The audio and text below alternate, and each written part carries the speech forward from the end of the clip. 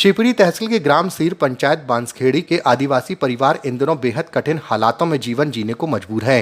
प्रधानमंत्री जनमन्य आवास योजना के तहत स्वीकृत कुटीरों की दूसरी किस्त न मिलने के कारण इन गरीब परिवारों का निर्माण कार्य अधर में लटक गया है। परिणाम स्वरूप दर्जनों सहेरिया आदिवासी खुले आसमान के नीचे रहने को मजबूर है। मिली जानकारी के अनुसार ग्राम सीर की बजरंग कॉलोनी में बसे इन परिवारों ने योजना के अंतर्गत आवश्यक दस्तावेजों सहित आवेदन दिया था, जिसमें कई कुटीर स्वीकृत हो गई। प्रथम किस्त की राशि भी जारी हुई, जिससे उन्होंने बुनियाद खोदकर पिलर निर्माण का कार्य पूरा कर लिया, मगर दूसरी किस्त की राशि अब तक नहीं मिली है।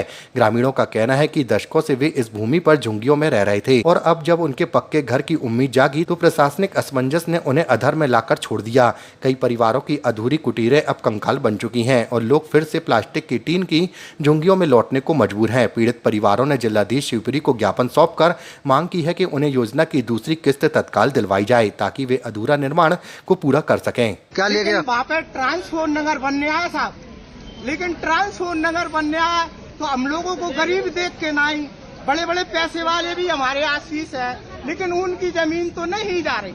लेकिन आदिवासी मुलायम है, आदिवासी के पास कोई पैसा नहीं है, खाने को पैसा नहीं है, साले किराए को पैसे कहाँ से आएंगे। इसलिए हमारी जमीन बिल्कुल ट्रांसपोर्ट 7 नगर में ही जा रही है साहब, और बहुत कम से कम नहीं तो हमको भगते भगते कलेक्ट्री में बहुत 2-3 साल हो चुके, लेकिन जब से भग रहे हैं कलेक्ट्री में भी हमारी कोई माने आवाज सुनने वाला नहीं है। क्या चाहते हो आप? हम चाहते हैं कि हम हटने वाले वहाँ से नहीं है।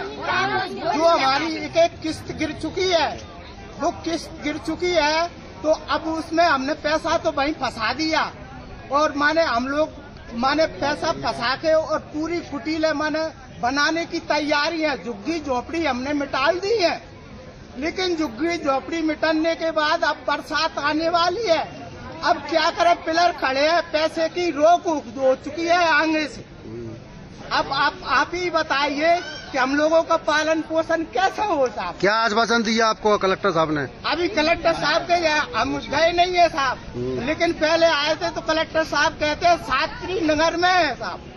अब आप बताइए, हमारे को सील कितना चाहिए साहब? अगर आपकी सुनवाई नहीं होती तो क्या करोगे आगे? हम मरना चाहते हैं, अगर हमारी सुनवाई नहीं करेंगे और हमको हटाएंगे तो हमारी माने बंदूकों से गोली लगाओ, बंदूक लगाओ, लेकिन पीछे हटने वाले नहीं है। सहरिया क्रांति जिंदाबाद, सहरिया क्रांति।